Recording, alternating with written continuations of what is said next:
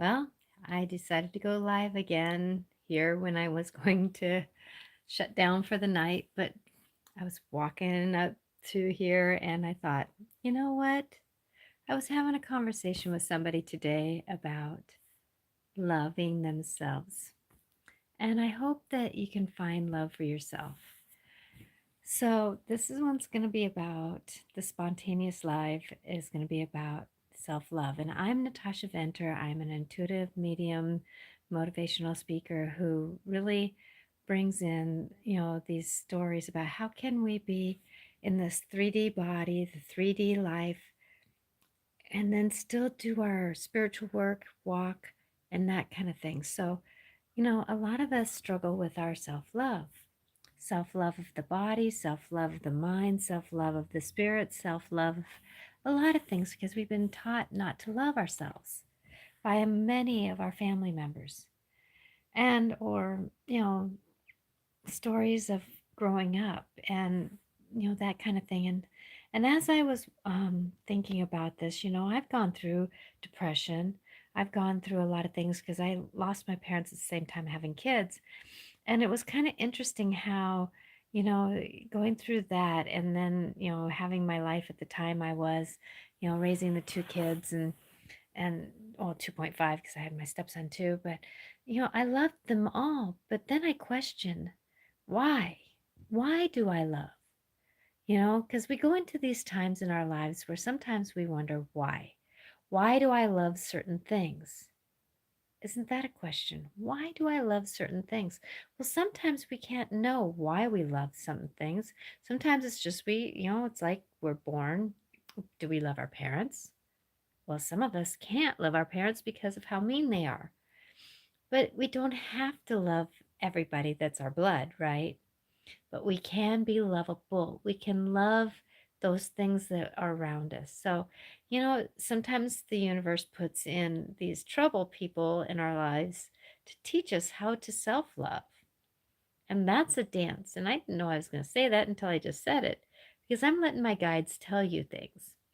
And, my guides are saying to you that when you're in the human form, that is partly why you're on this planet, is to figure out what love is. And it doesn't mean love of the body, love of the knowing, love of all those things. And we're in a story of where can we find love? And it's not like, I know that, I love my husband, I love my kids, I love, yes, but there's a little bit deeper love when it comes to self because we have to love our core sometimes. But sometimes we're struggling because I mean sometimes our knees ache, our elbows hurt, our head hurts, our neck hurts, our shoulders hurt. We're carrying on so much weight from other people and we're struggling with a lot of things. And so sometimes that self-love is not always easy. But I can tell you, when I was in depression after having kids, having my parents passed away at the same time, a lot of those things, I started having to figure it out.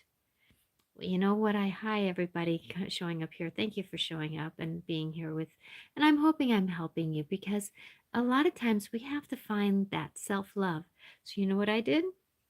This is how I did it. In my deep depression, when I was deep in depression, the one thing that I got out of it to get out of that depression. And there's not one journey getting out of depression. I'm going to tell you that there is not one. I have depression from my mom dying and my birthday. How I hate my birthday. Oh, I'm so sorry. Yeah, it's not easy. Oh God, it isn't easy. I know my dad passed away, 6 weeks before I had my first son, and then my mom got diagnosed with Lou Gehrig's disease right after I had my second child. And, it's not easy. Grief, oh my gosh, grief. Grief is not easy to negotiate through. And me being a medium, I understand that. I understand the other side. And even I, who knew my dad was right there with me and my mom was doing okay, I still struggled with the physicality of it. And, it's not easy to, be in that grief, but the vulnerability that we have in depression is part of grief. I'm going to tell you, anger is part of grief. The emotions. I mean, they passed away over 30 years ago. I mean, my oldest kid is what, 32, 33 years old now. 33 years old, and I gauge when my dad died by my kids, how old my kids are, you know, and that's not easy. So going into this, I'm trying to distract myself from my mental state. Hope you are doing well. I'm not doing so well. Have thought about self-harm and the first time tonight and kind of scared of myself. Oh, please, please, please don't. Don't. Don't. Don't. I'm going to tell you, because tomorrow could be a new day.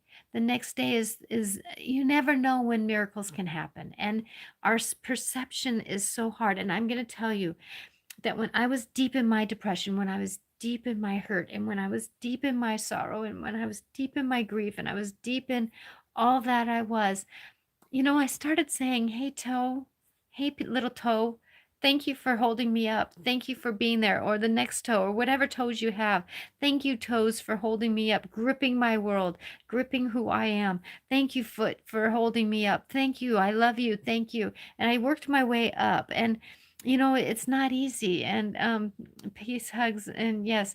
I'm trying to read and trying to do this at the same time. And, Jesus is over depression. Yeah. So call upon, you know, that's one thing that I knew I was never alone when I was in depression. I always knew that I had angels around me. I always knew, because me being intuitive my whole life, that I just knew this. But I want everybody to know that depression is part of grief, and grief is part of depression. And when we're going into this, we're sorrowful. But the one thing we got to do is we got to eat better when we're in depression. We got to, and I'm saying we gotta drink more water, we gotta eat better, stay off the sugar if you can, get out of the house, because when we get out of the house a lot of times, but our perception, we gotta start finding gratitude. I got up this morning, I'm grateful. My feet held me up today, they got me on the ground. You know, it's we got to start persevering. And that's the thing, is that when we're in that depression part of it is a chemical imbalance sometimes. But that chemical imbalance, you got to take the B's and the D's and the magnesiums. And I'm going to tell you, if you take those and you get them better, it does make a difference. That there's a lot of things. It's like the hand. If we have depression, when we have that story, we got to do the things, eat better. Then we got to, do walk through the emotions. Why are we here? Depression is meant to be something that it's a depressed state to get us quiet so that we can think about things. But then we think too much, so you got to get up and do something physical. So start getting physical about things. Go for a walk, go for a bike ride, get out and do some deep breathing, go a hike, hug a tree. Oh my gosh, have you ever hugged a tree? Oh, it's so healing, and I know I'm a tree hugger, but yet at the same time, people make fun of me. But I'm going to tell you, trees are amazing. So going into this, that when we're doing this self-love, that's why I was on here. I just had a feeling I needed to get on here. And so I'm listening my intuition. But when we're in this depression, when we're trying to figure out how to self-love, it is about negotiating the world we're in. And our bodies change, and our energies change, and we have these waves that come in and out. And the thing is, though, and who you hang out with, make sure you hang out with somebody who can laugh. That's one thing that my kids always did when they got a little bit healthier or older, is that when I was really low, they would put on something that was funny. So put on something that's funny, watch funny things instead of depressed things. Some of these video games, oh gosh, being around electronics. Have you ever heard that study about electronics and how much radiation and stuff it's putting off? And if you notice, my phone is pretty far. I try to keep my phone away from me, because, that can be depression too. So being being who you are, remember that it takes us getting up out of the chair and going for a walk, even if you go to the grocery store and back. or drive, or go watch a sunset, go breathe do something, because sometimes when we go out, you never know who you're going to meet. And, there's been times where I just had that feeling that I needed to go into a grocery store. I didn't need anything at the grocery store. So I went in to the grocery store. And guess what I meant? I was meant to talk to the person who was checking out. And I said to that person, I said, you know what? I hope you know that you're amazing and you're a very beautiful person. I hope everybody treats you as you treated me. And she says, you know what? You changed my world. I was not feeling very good about myself. So, remembering that if you say something to someone in a positive way, guess what it does for you? So, try to do things that are a little bit more sunshinier than depressive. And the practice to do that will get you happier. And that's called self-love. When we can work there. And I can tell you, the people who have survived depression are strong people. Oh my gosh, you're strong people. And that's one thing that somebody always tells me, Natasha, you're resilient. I mean, I had my dad who passed away at the same time I was having a kid. Then my mom passed away 3 years later. And then 2 years after that, my uncle passed away, the same thing my mom did. And, it was like boom, boom, boom, boom, boom. And it was all I could do to get my feet up. But what you can do is just get back up. And I can tell you, I am so grateful for that day. And I know for me that if I would have listened to that 13-year-old who said, I don't want to be here anymore, would I be here helping you, giving you this message? And that's the thing is that you never know when you're going to plant somebody else with blessing seeds. So what we make a choice now on is not necessarily than the rest of the world is going to be. So I want you to remember that if you're in depression, if you're struggling with reality, please find something to be loving about. Find something that you can be joyful about, even if it's just going and touching a plant. Nature is amazing. And I'll be 25 on the 10th. And I thought my parents were supportive my whole life. But my grandpa, whom I was close to, passed away recently. First family death. And I've never had, that's the thing, that the first grief is not easy. And then you lose an animal, and then you lose something else, and then you lose something else. And grief tends to build up on each other. And, that's the thing is if you go to my site, Natasha Venter, Intuitive Clarifications, you'll find some other videos on grief that I've done. I've actually done a show on grief. And, it's not necessarily one of those things, and I'm trying to read these stories here, so sorry. My mom was out of state, and my dad did nothing but be there for me. Not a hug, not even it's gonna be okay. And he has messed me up. Sometimes our parents don't know how to do better. They don't know how to do better. And I have witnessed many people of a certain age. And this is the thing about the age group that my kids are in right now, in their early 20s or late 20s and early 30s, is the anxiety is here because we're finally learning about emotions. And there's a lot of parents that do not know how to deal with depression. And, if your mom left, your dad was probably in grief and he didn't know how to deal with the grief of having to raise you, and he just shut down. And there's so many people that shut down in emotion instead of dealing with it, crying, being angry, doing these things. And when we're in these moments of these emotions and these stories and everything, sometimes if we just talk with our emotion like a friend, we can do that. And that's the way that we get to being that self-love, when we get to being that because of the fact that our parents sometimes don't know better to do better. I had great parents, but they still didn't know how to do better. I married before, and that wasn't a blessing, and I married a second time, and it was like, well, it was not a blessing at the beginning, and now it's turning out to be a blessing. But it takes work, it takes life, and it takes these knowings. And so when you are in depression, when you're in this, find something to be lovable. Thank you, Han, for holding on to that glass for me. all those kinds of things.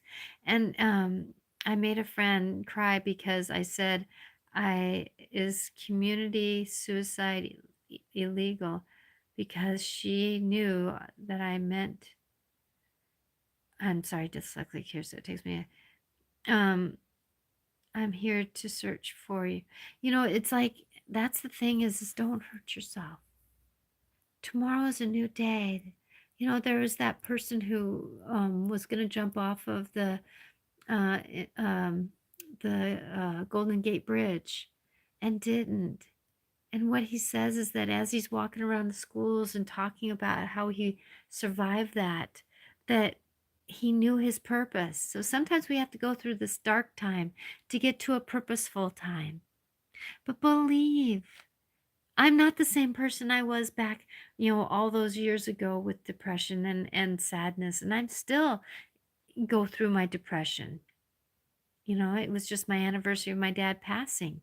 And oh, today's July 1st.